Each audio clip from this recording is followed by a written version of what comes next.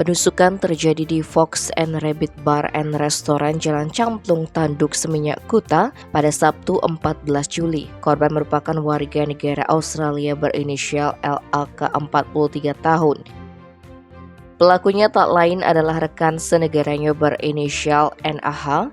Setelah sempat buron, pelaku akhirnya menyerahkan diri.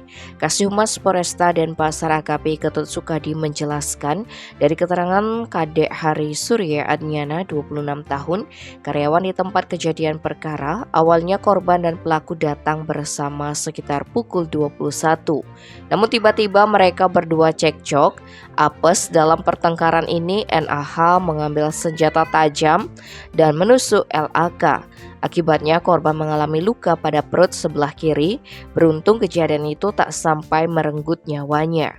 Ia segera dilarikan ke rumah sakit agar mendapat perawatan.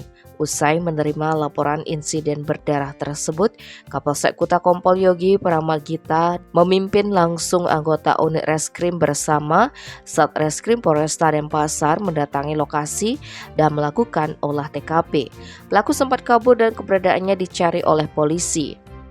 Namun setelah 4 hari diburu polisi, pelaku NAH justru mendatangi Polsek Kuta didampingi seorang pengacara pada Selasa 18 Juli.